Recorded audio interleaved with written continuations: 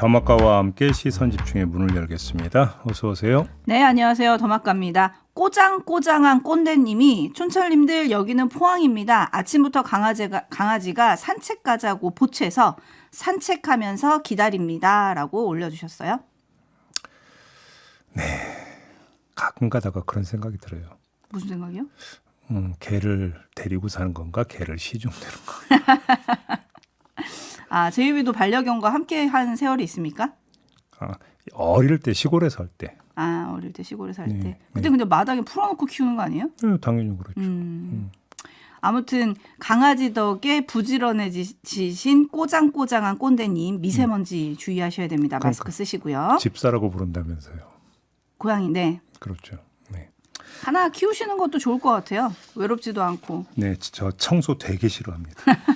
그렇죠. 참 알겠습니다. 네. 샤샤님, 네. 제주에는 개나리가 봄을 데려왔습니다. 우리 마음에는 언제 봄이 올까요? 며칠 지나면 오지 않을까 싶기도 합니다. 아이비님, 네. 미세먼지인지 안개인지 오늘 밤 황사가 유입된다고 하죠. 마스크 쓰시고 건강관리 잘하는 하루 보내세요. 요즘 정치권이 미세먼지 속 같습니다. 동의. 네. 동의. 폭주 기관차님, 아빠랑 출근하면서 같이 듣는 중인데요. 같이 화도 내고 좋네요. 그래요? 의기투합입니까? 네, 가정의 화목의 일익을 담당하는 시선집중입니다. 네. 어제는 부부싸움 하신다는 분도 계셨거든요. 그래요? 20년 20년 만에 뉴스 때문에 부부싸움을 한다며. 네. 더 큰 싸움을 막기 위한 자잘한 싸움 이렇게 이해하고 넘어가시면 됩니다. 네, 그리고 그린님은 촌철님들 안녕하세요. 오늘 내일 조마조마라고 보내주셨어요. 뭔 뜻인지 알 것 같은데요. 네, 많은 분들이 아마 헌재를 쳐다보고 계실 것 같은데 JB타임즈 오늘 주목할 첫 번째 뉴스 바로 헌재 소식이죠? 그렇죠. 헌법재판소가 어제 선고 일정을 예고했습니다. 윤석열 대통령 탄핵 심판 선고가 아니라 최재해 감사원장과 3명의 검사에 대한 탄핵 심판 선고 일정이었습니다. 이걸 내일 그러니까 13일에 한다 이렇게 고지를 했습니다. 이 고지에 뒤따른 분석이 있는데요. 헌법재판소가 이틀 연속으로 선고를 한 적이 거의 없다. 그러니까 윤석열 대통령의 선고가 다음 주로 미뤄지는 거 아니냐 이런 분석이 바로 뒤따라 붙었습니다. 네, 하지만 박범계 의원은 14일이나 17일에 선고할 거다 이렇게 또 전망을 하기도 했어요. 네, 박범계 의원의 전망 근거를 보니까 순서더라고요. 사건 접수 순서. 그러니까 내일 선고되는 최재해 감사원장과 검사 3명에 대한 탄핵 심판 사건 번호가 헌나 2-5 이렇게 되어 있는데 윤석열 대통령의 사건 번호는 그 뒤거든요. 그래서 먼저 이거부터 선고하고 사건 번호 순서대로 선고하는 거 아니냐. 그런데 다음 주 18일에는 박성재 법무장관 헌재심판 변론기일이 있으니까 그렇게 된다면 14일 아니면 다음 주 월요일 17일밖에 없다. 이제 이런 계산으로 14일 내지 17일서를 이제 점친 건데요. 하지만 헌법재판소가 이전에 공언했던 순서는 접수 순서가 아니라 중요도 순서였었습니다. 정영식 재판관이 지난해 12월 27일 했던 발언이 있는데요. 들어보시죠. 대통령 탄핵 사건이 다른 어떤 사건보다도 더 중요하죠. 당연히. 그러니까 무조건 앞에 있는 사건부터 처리해 나가는 것이 아니라 가장 시급하고 빨리 해야 되는 사건부터 하는 거라서 우리 방금 회의에서 먼저 이걸 하자라고 했던 것이고요. 네, 이런 입장은 정영식 재판관이 아니라 헌재 공보관도 이미 기사를 펴서 밝힌 바가 있었고요. 그러니까 헌재의 이런 처리 원칙에 따르면 윤석열 대통령 탄핵 심판 결론이 났다면 사실 이걸 가장 먼저 선고를 해야 되는 것이죠. 그런데 아직 선고일이 잡히지 않았다는 거는 아직 결론이 나지 않았다. 이렇게 봐야 되는 건가요? 단정하기는 어렵지만 그 가능성을 배제할 수는 없습니다. 물론 내일 선고를 예고한 게 어제 오전이니까 어제나 오늘 중으로 또 그 윤석열 대통령에 대한 선고 내용도 결론이 날 수 있다라는 이 가능성을 완전히 배제할 수는 없겠죠. 그러면 14일에 선고가 잡힐 수도 있는데 근데 지금 시점에서 결론이 나지 않았다라고 가정을 한다면 그러면 결론이 나지 않았다라는 이걸 어떻게 해석을 해야 될 것인가 이걸 먼저 짚어야 될 것 같아요. 사실은 날짜보다. 이 얘기는 무슨 얘기입니까? 재판관 8명 사이에서 의견이 지금 갈리고 있다라는 뜻이 돼버리는 거잖아요. 상식적으로 생각을 할 때. 헌데 만약에 이렇다면 중요한 건 그 갈림의 정도가 뭐냐라는 겁니다. 의견 갈림의 정도가 작아서 조정의 여지가 있느냐 아니면 갈림의 정도가 커서 조정의 여지가 없느냐라는 건데 예를 들면 이런 얘기입니다. 4대4 또는 5대3으로 갈리고 있다면 큰 결론은 탄핵 기각이라는 얘기가 돼버립니다. 따라서 조정을 시도하는 건 큰 결론을 바꾸려는 시도가 되는 거고요. 반대로 7대1 또는 6대2로 갈리고 있다면 이건 탄핵 인용이라고 하는 큰 결론은 난 상태에서 숫자의 차이를 조정할 여지가 있어서 그걸 조정하는 것이다. 이렇게 해석을 해야 되는 겁니다.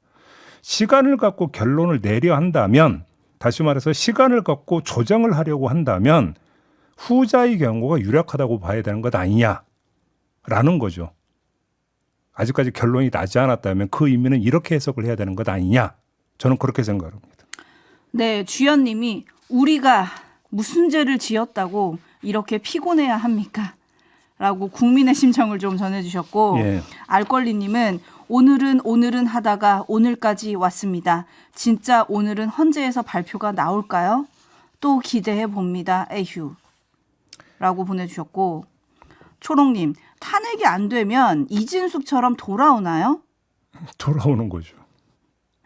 걱정됩니다라는 의견 보내주셨고 달탄양님 질질 끌지 말고 똥이 되든 된장이 되든 빨리 해야지 답답합니다. 정말 추운 날의 연속입니다.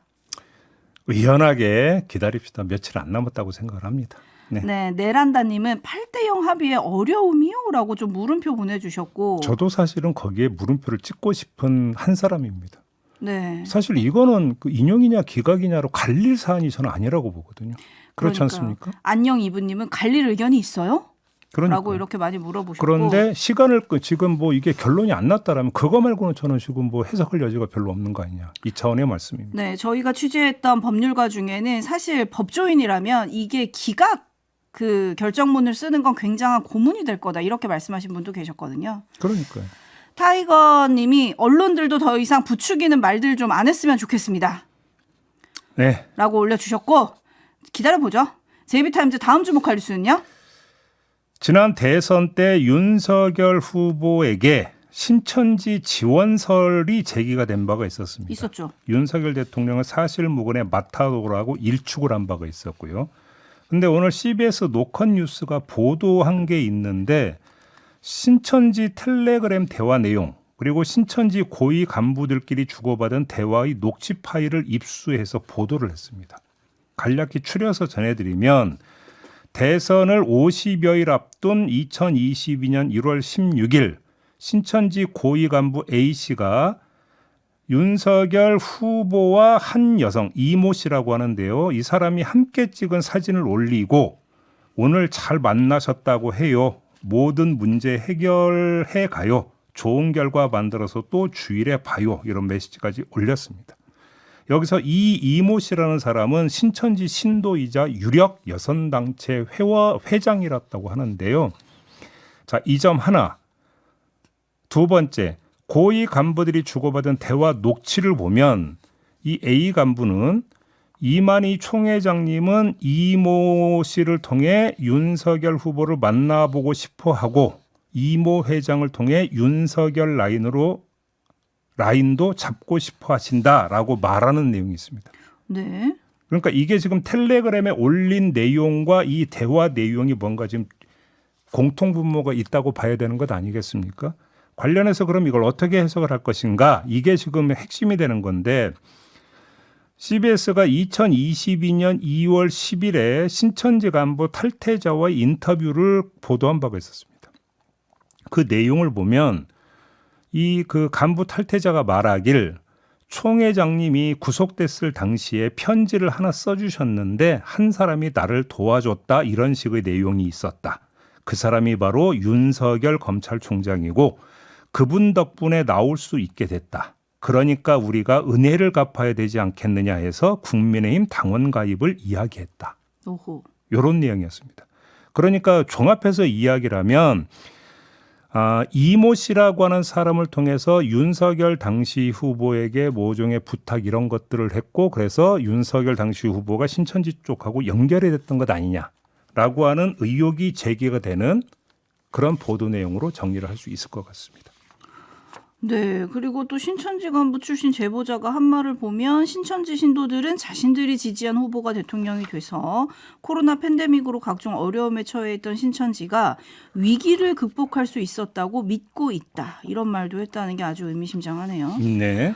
네, 토토로님, 지난 대선 때 불거졌던 이슈들이 다 사실로 밝혀지는 건가요? 그러니까요. 여기다가 홍준표 대구시장과 관련된 뉴스 하나도 추가해서 전해드리겠습니다. 검찰 명태균 사건 전담 수사팀이 명태균 씨 황금폰 포렌식 과정에서 홍준표 시장의 아들이 명태균 씨에게 보낸 카톡 메시지 내역을 확보를 했는데 2023년 8월 30일에 보낸 카톡 메시지라고 합니다. 가르침 주신 대로 하고 있습니다. 감사합니다. 라는 내용이었다고 합니다. 2023년 4월 19일에 보낸 카톡 메시지도 있는데 창원 산단 뒤늦게 축하드립니다. 명 사장님이 만든 거 알고 있습니다. 라는 내용이었다고 합니다. 의미심장한 카톡 내용 아니겠습니까? 네, 그렇죠? 홍준표 시장이 뭐라고 할지가 궁금한데 그냥 아들이 개인적으로 한 거다. 이렇게 얘기를 할까요? 근데 어떻게 창원 산단 이런 비밀까지 알고 있었을까요? 그 아들은? 그렇죠? 근데 지금 저는 이 그 두 가지 소식을 전해드렸는데요. 각을 틀어가지고 좀 다른 점 하나를 좀 짚고자 합니다. 어디로 틉니까? 자, 명태균 수사는 서울중앙지검, 창원지검 그리고 대구지검으로 갔다가 대구경찰로 나뉘어서 하여간 진행이 되고 있습니다. 네. 따라서 이 수사의 컨트롤 타워는 대검일 수밖에 없습니다. 다시 말해서 심우정 검찰총장이 총지휘를 하고 있는 수사다 이렇게 정리해도 됩니다. 바로 이 점 때문에 심우정 검찰총장이 지휘했던 윤석열 대통령 석방과 심우정 검찰총장이 지휘하는 명태균 수사 이거를 같이 봐야 한다라는 얘기부터 먼저 하겠습니다. 두 가지가 상관성이 있다. 어떤 연결고리로? 심우정 검찰총장이라는 연결고리로. 그러면 이걸 어떻게 볼 것인가에 문제가 생기는데요. 기본 출발점은 이런 겁니다. 큰 반발이 뒤따를 걸 뻔히 알면서도 윤석열 대통령 석방을 지휘한 심우정 총장이 명태균 수사를 통해 윤석열 대통령 부부를 정조준할까? 라고 하는 아주 상식적 의문점에서부터 출발을 해야 된다는 겁니다. 답은 뻔하지 않습니까? 아닐 거다. 라고 하는 게 상식적 결론일 겁니다. 그럼 이어서 두 번째 의문점이 나옵니다. 그럼 시선 돌리기용 또는 비난 희석용의 수사 재물을 설정할까? 라는 의문점이 나옵니다. 이 경우 맨 앞에 놓이게 되는 게 오세훈, 홍준표 두 시장 관련 의혹일 가능성이 있습니다. 과연 이거라도 제대로 수사할까라는 의문이 되는 겁니다. 그런데 이 또한 아닐 수도 있습니다. 왜? 자, 전에 이미 말씀을 드린 바가 있습니다. 윤석열 대통령 부부의 건과 오세훈, 홍준표 시장 건은 사건 구조가 아주 비슷하다고 말씀을 드린 바가 있습니다. 여론조사를 제공받고 변칙적 또는 위법적 방법으로 대가를 지불했다라는 의혹이라는 겁니다. 큰 틀에서는 같습니다. 이건 전 국민이 다 아는 사실입니다. 그런데 윤석열 대통령 부부는 봐주고 오세훈, 홍준표 시장만 처벌한다? 이건 매를 따블로 버는 악수 중에 악수라고 봐야 되는 겁니다. 비난 희석제가 될 수가 없다라는 겁니다. 그렇지 않습니까? 그러면 아예 봐주기로 작정을 하면 이건 토탈 패키지로 가는 것이지 선별해서 어느 하나는 봐주고 어느 하나는 그래서 재물 삼는다. 이렇게 접근하기가 쉽지가 않다라는 겁니다. 이거를 좀 포인트로 놓고 검찰 수사를 지켜볼 필요가 있다. 이 말씀까지 드리겠습니다. 네, 이지현님 등 많은 분들이 그래서 특검이 필요한 거 아니냐. 지그재그님도 그래서 특검해야 되는 거 아니냐. 그렇습니다. 라고 하는데 일단 명태균 특검은 어떻게 되는 겁니까? 어제 국무회의 관련 여기에 상정을 하지 않았다라는 거 아니겠습니까? 네, 지금 시한은 15일까지. 3일 남았습니다. 근데 지금까지 통례가 있지 않습니까? 국무회의 상정해서 처리하지 않으면 어떻게 되는 겁니까? 따로 하는데 거부권 행사. 그래서 거부권 수순으로 가는 것 아니냐라고는 전망이 좀 많이 나오고 있는 거 아니겠습니까? 네, 아름다운 독도님이 지금 검찰의 신뢰도는 지하 3층입니다. 네. 네, 검찰이 이 방송을 들었으면 좋겠네요. 뉴스와 분석이 함께하는 JB타임즈 다음 주목할 뉴스는요? 이번에는 양평 고속도로인데요. 양평. 네, 간만에 그러니까 들어보시죠. 양평 고속도로 사업에 대한 국토부 내부 감사 결과가 나왔습니다. 국토부 담당 공무원 4명과 한국도로공사 직원 1명에 대한 징계 조치가 결정이 됐고 경동 엔지니어링 등 용역업체로부터 3억 3천여만 원을 회수하기로 했는데 징계의 주된 이유는 이걸 제대로 회수하지도 못하고 용역 관리에 부실했다라고 하는 거라고 합니다. 자, 정리해서 말씀을 드리면 국토부 도로정책과가 동해종합기술공사와 경동 엔지니어링에 용역을 맡긴 뒤에 과업 수행계획서와 월간 진도 보고서를 기한 내에 제출받아야 하는데도 제출하라라고 아예 지시조차 하지 않았다고 하고요. 국회가 해당 자료 제출을 요구한 2023년 6월에 가서야 부랴부랴 용역사로부터 자료를 받았다라는 겁니다. 그래서 국회에 제출을 했는데 여기에 또 누락시킨 게 있었다고 합니다. 종점의 위치 변경 검토 관련 내용 4쪽은 또 쏙 빼고 국회에 제출을 했다고 합니다. 이것만이 있는 게 아닙니다. 용역사가 1차 용역에서 이행해야 하는 경제적 타당성 분석 종합평가 등을 하지 않았는데도 용역대금 18억 6천만 원을 지급을 했고 용역사가 계약대로 업무를 마쳤는지 제대로 확인하지 않고 용역 100%가 준공됐다라는 내용의 날이 난 뒤에 대금을 줬다라는 겁니다. 그러니까 한마디로 정리를 하면 부실한 용역에 나라 세금은 이렇게 착실하게 지불이 됐다. 이건 거죠? 자, 크게 두 측면으로 나눠서 짚을 수가 있는데요. 첫째, 감사 결과는 한마디로 용역 관리에 손을 놓고 있었다라는 겁니다. 간단히 정리를 하면. 이걸 다른 버전으로 말하면 용역사 마음대로 하도록 방치했다라는 얘기입니다. 자, 그러면 이런 행태를 관료의 무사안일주의로 설명할 것이냐라고 하는데 문제가 있습니다. 제가 볼 때는 그 수준을 넘어서는 업무 해태에 해당이 됩니다. 수십억 예산이 들어가는 사업에 이렇게까지 아주 과감하게 해태를 할 수 있는 그 실무자가 얼마나 될까라는데 저는 꽂혔습니다. 간이 부은 거거든요, 이거는. 근데 징계 대상자는 실무자뿐이다. 그러면 정말로 실무자가 간이 부어서 이렇게 과감하게 업무 해태를 한 거냐? 아니면 뒤에 누군가를 믿고 업무 해태를 한 거냐에 따라서 사안의 성격이 달라지는 건데 감사 결과는 역시 또 피라미만 징계했다라고 하는 게 첫째고요. 두 번째, 양평 고속도로 종점이 양서면에서 강상면으로 바뀐 결정적 요인은 용역 결과. 한데 이 용역이 부실 관리하에 날림 수준으로 진행이 됐다면 용역사들은 또 도대체 뭘 믿고 그렇게까지 과감할 수 있었는가도 궁금해지는 겁니다. 그래서 이런 결과물의 정당성을 인정할 수 있겠느냐라고 하는 본질적인 문제가 제기가 됩니다. 그런데 감사 결과에 종점이 변경이 되는 이런 결정 과정이 어떻게 된 것인가? 요 가장 핵심적인 내용은 쏙 빠졌다라는 겁니다. 그러니까 이 감사 결과도 결국은 뭐다? 반쪽짜리다. 이런 이야기가 되는 겁니다. 아, 결국은 또 수사인가요? 네.